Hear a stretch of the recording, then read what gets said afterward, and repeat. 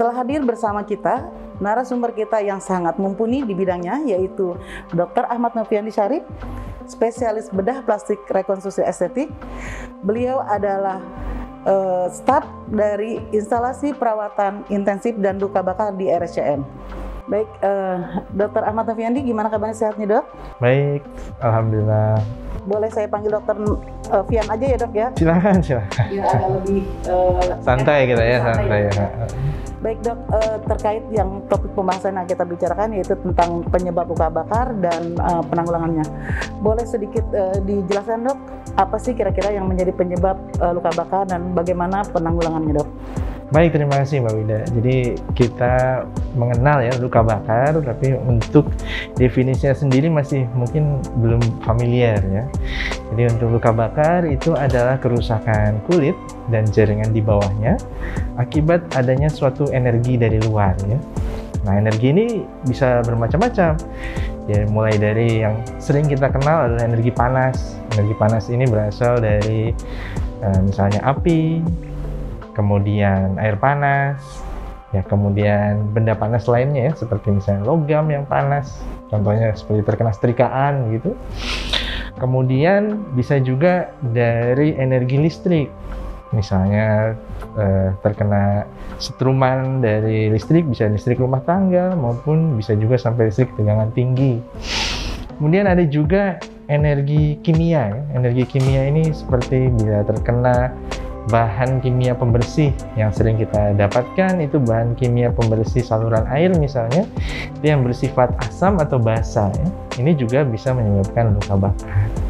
Dan ada satu lagi yang mirip dengan luka bakar, itu meskipun kita jarang jumpai di Indonesia ya, karena biasanya terjadi di tempat yang dingin, itu kita sebut namanya frostbite. Itu terjadinya kerusakan jaringan akibat dari dingin yang terlalu ekstrim. Nah, ini yang penyebab luka bakar yang sering kita temui. Di antaranya yang paling sering itu adalah karena luka bakar api biasanya berhubungan dengan kebocoran gas. Itu yang sering kita dapatkan di instalasi perawatan intensif dan luka bakar.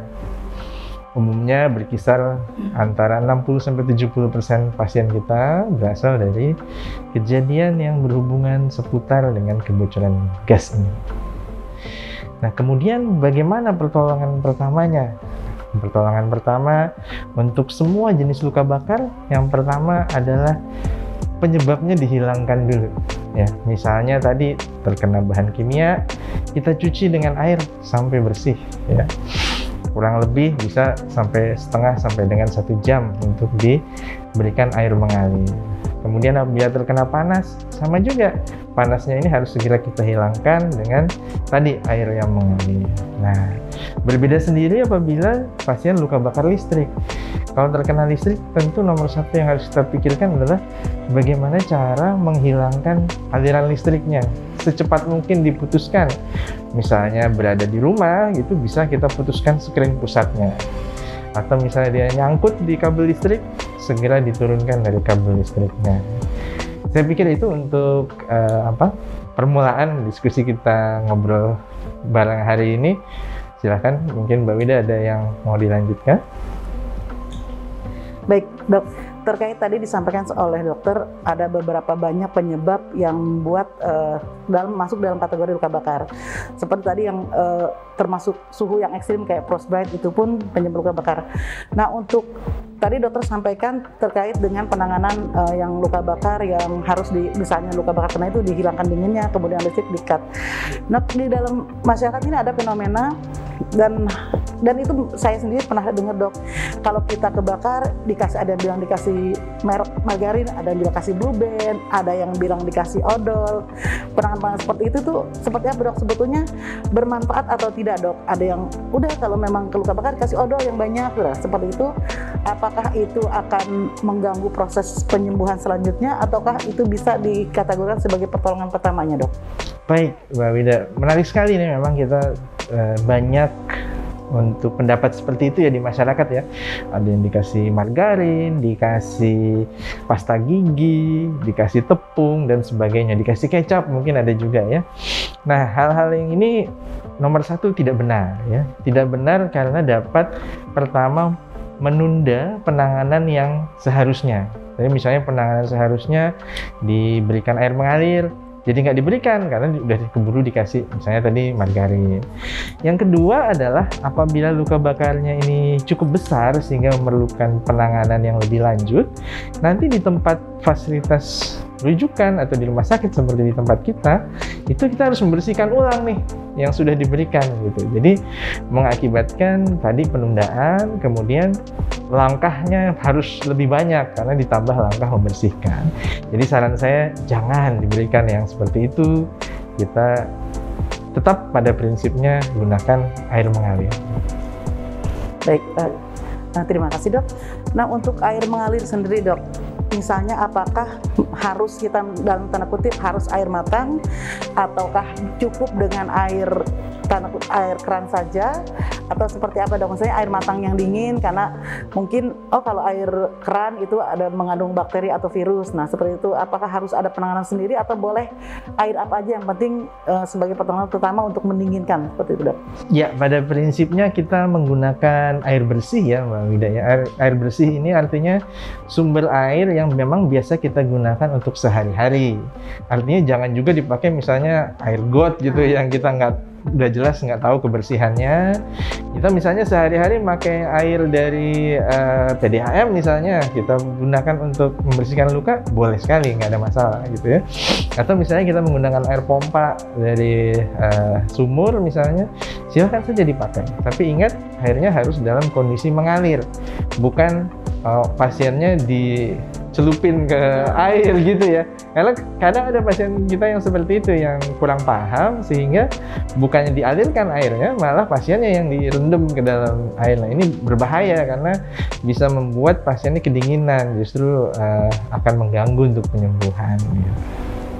Nah kalau misalnya selesai nih kita siram dengan air mengalir, kemudian pasiennya sudah misalnya yang terbakar, apinya sudah mati, kemudian sudah kita siram, selanjutnya apa yang harus kita lakukan dok? Selesai pertolongan pertama yang kita lakukan itu. Baik, jadi setelah pertolongan pertama tentu harus kita lakukan penilaian ya.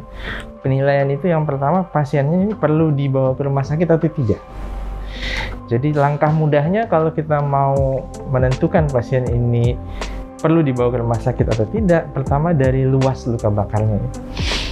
Perhatikan kalau kita ukur tangan kita ini kira-kira 1% luas permukaan tubuh ya.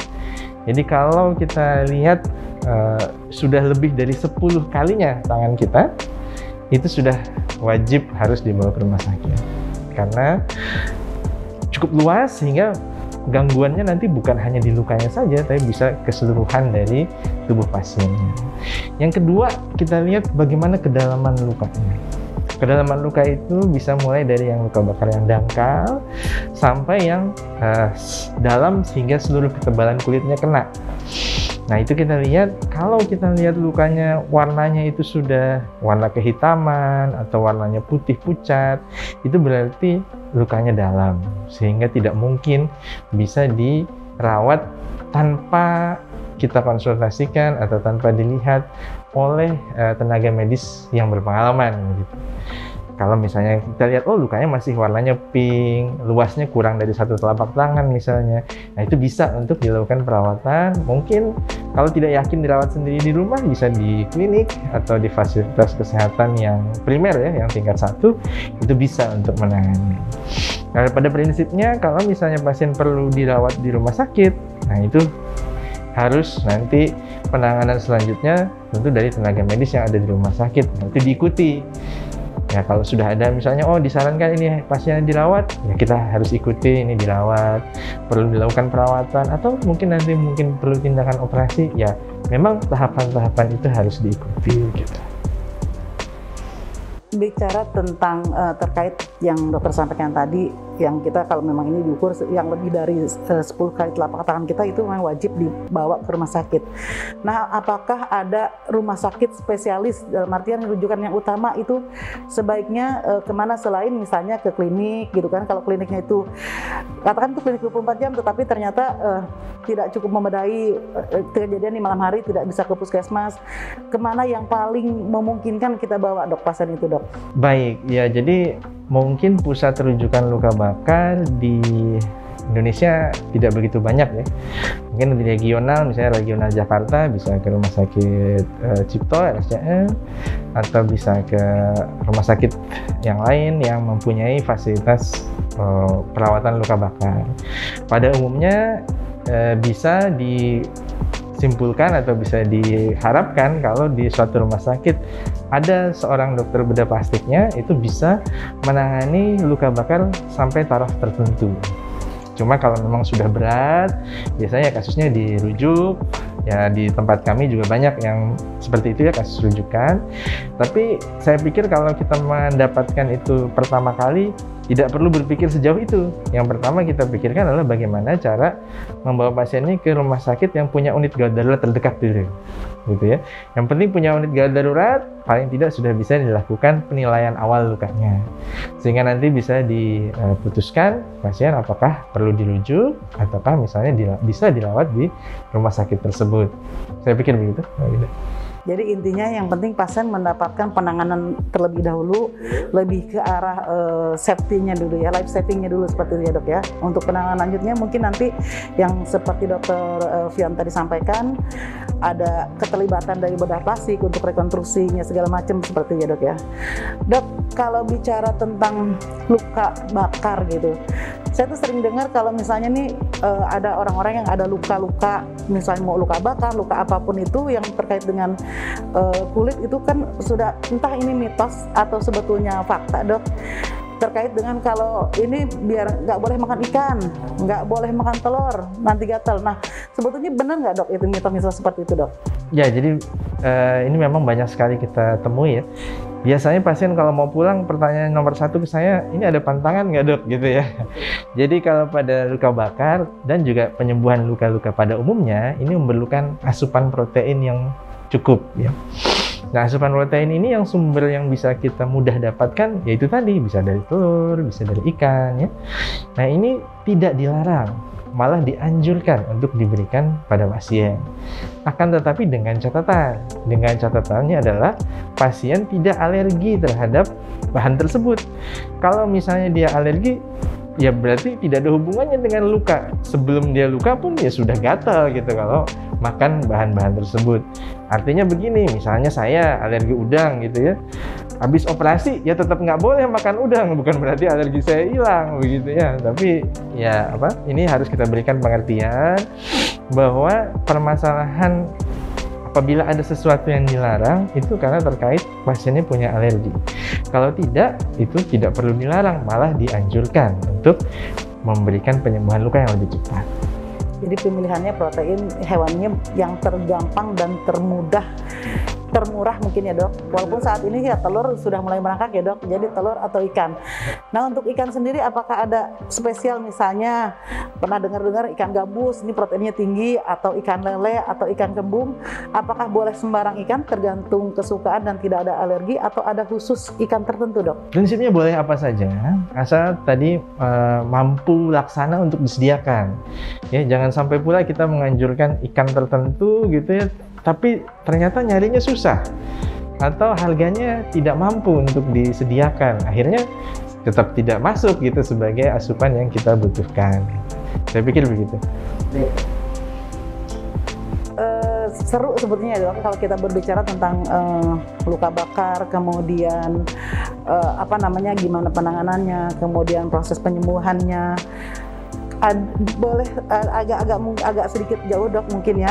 Kalau misalnya ini pasien mengalami luka bakar di sekitar ekstremitas ini, tangan atau ini, kemudian ada kalau yang memang di daerah-daerah tertentu, misalnya dia nggak sempat dibawa ke rumah sakit, kemudian mengalami kontraktur, misalnya tangannya benar-benar nggak bisa diluruskan, itu penanganannya itu seperti apa dok? Apakah bisa dilakukan dengan rehabilitasi atau memang harus konsultasi dengan dokter spesialis bedah plastik untuk rekonstruksi dan sebagainya, atau seperti apa dok? Ya baik, terima kasih Mbak Wida. Jadi kontraktur ini adalah komplikasi lanjut ya. Ya waktu sebelumnya saya juga sempat pernah berbicara mengenai komplikasi lanjut pada luka bakar. Jadi pada komplikasi lanjut ini yang penting adalah kita melakukan pencegahan. Kalau sudah terjadi, maka penanganannya akan lebih sulit. Ya, penanganannya bagaimana? Satu, kalau memang dia sudah terbentuk stabil sekarangnya stabil itu kontraktur yang stabil itu sudah melebihi dari 3 bulan, maka mau nggak mau kita harus lakukan tindakan operasi. Kalau sebelum itu mungkin masih bisa kita dengan latihan, dengan rehabilitasi, mungkin masih bisa dibantu. Tapi kalau sudah lebih dari waktu tersebut 3 bulan sampai 6 bulan, di mana luka itu sudah matur atau sudah stabil, nah ini kemungkinan udah nggak bisa lagi, mesti lakukan tindakan operasi. Makanya untuk luka bakar ini ya sebagian kalangan masih bingung ya, kenapa kok luka bakar yang menangani bedah plastik gitu ya. Karena luka bakar ini penanganannya itu dari awal sampai dengan rekonstruksi, di mana yang punya kemampuan menangani dari awal, menutup luka, sampai dengan merawat lukanya, sampai dengan rekonstruksi dan menangani komplikasinya, itu memang dari bedah plastik gitu. Jadi jawabannya tadi, ya tergantung. Kalau misalnya dia sudah kontrakturnya itu sudah menetap, mau nggak mau ya harus dilakukan tindakan operasi. Dan yang mengerjakan pada umumnya adalah bedah plastik. Begitu Bapak Bu Ida. Terima kasih. Luar biasa ya dok ya. Jadi bedah plastik itu bukan hanya, jadi bidangnya bedah plastik bukan hanya mempercantik yang hidungnya kebetulan kurang mancung kayak saya dibikin mancung, yang matanya kelopak matanya kecil dibikin lebar. Ternyata banyak sekali ya, termasuk dengan yang pasien yang mengalami luka bakar tersebut. Dan angka keberhasilannya pun ternyata bervariasi ya dok, tergantung dari derajat berat ringannya, kemudian cepat atau lambatnya penanganan. Seperti itu ya dok ya. Dan balik lagi sebetulnya dok, sedikit lagi, kalau misalnya nih kontraktur sudah terjadi lebih dari 1 tahun, kemudian dioperasi, angka keberhasilannya seperti apa dok sebetulnya dok? Baik, ini pertanyaan bagus sekali nih Bida ya. Kita memang menghadapi masalah apabila kontraktur itu sudah menetap ya.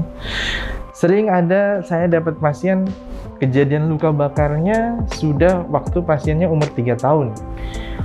Terus kemudian konsultasi ke saya mengenai kontraktur umur 33 tahun gitu ya. Jadi kan sudah sulit itu.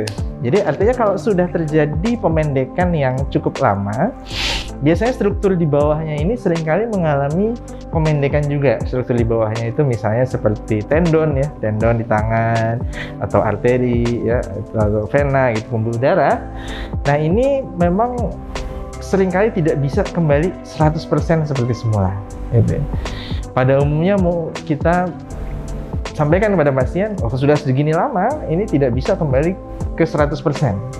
Namun kita bisa usahakan paling tidak supaya dalam posisi fungsional yang lebih baik. Misalnya pasien posisi tangannya menekuk begini, ini kan nggak bisa buat memegang apa-apa ya. Paling tidak kita posisikan seperti ini supaya dia paling tidak bisa memfungsikan tangannya untuk mengkait sesuatu dan memegang sesuatu. Jadi kembali tadi tidak bisa kembali ke 100% kalau memang sudah terlalu lama. Yang kedua, pertimbangan untuk operasi nomor 1 adalah pertimbangan fungsionalnya, fungsi ya. Kalau di acara ngobrol sehat sebelumnya saya pernah sebutkan, bedah plastik itu kita memikirkan fungsional dulu, baru kita memikir masalah penampilannya gitu ya. Kita berpikir masalah penampilan, yang pertama fungsional dulu. Begitu mungkin Mbak Wina. Baik, terima kasih. Perbincangan yang sangat menarik ya Sobat Sehat RSCM. Dan kalau kita berbicara tentang masalah-masalah yang terjadi seperti ini, kayaknya tidak cukup waktu 1 jam mungkin ya dok ya. Tapi karena keterbatasan waktu, mungkin perbincangan ini kita akhiri di sini. Kalau boleh saya menarik kesimpulan, inti dari pembicaraan kita itu adalah apapun penyebab terjadinya luka bakar itu yang harus kita putus. Seperti yang tadi dokter sampaikan, kalau misalnya karena sengatan listrik ya penyebab aliran listrik itu yang harus kita putus. Kemudian kalau dia karena air panas itu pun harus kita putus. Kemudian pertolongan pertamanya itu dengan mencuci dengan air mengalir. Kemudian dan satu hal yang harus kita garis bawahi ya dok ya, jadi mitos-mitos yang selama ini berada di masyarakat, dikasih margarin kemudian dipasta gigi, dan itu bukan sebagai pertolongan pertama tapi malah memperburuk kondisi seperti ini dok. Dan kemudian mitos-mitos juga seperti yang disampaikan tadi oleh dokter bahwa nggak boleh makan ikan, nggak boleh makan telur nanti gatal, tergantung dari ada alergi atau tidak. Karena sebetulnya itu adalah asupan nutrisi yang sangat diperlukan untuk proses penyembuhan luka itu sendiri. Dan apabila ada di antara sobat sehat RSCM yang ada mengalami misalnya seperti yang tadi disampaikan oleh dokter, kejadian luka bakar itu sudah beberapa puluh tahun yang lalu dan mengalami gagal fungsi yang menyebabkan kontraktur, sobat sehat RSCM silahkan datang ke RSCM, nanti akan konsultasi dengan spesialis bedah plastik kita, dilakukan rekonstruksi tetapi lebih mengembalikan fungsinya dibandingkan dengan estetiknya. Seperti itu ya dokter? Baik Mbak Wida, terima kasih. Baik, sekian tadi ngobrol bareng RSCM. Tetap jaga kesehatan, lakukan prokes. Jangan lupa untuk lakukan vaksin. Ingat, pandemi belum berakhir.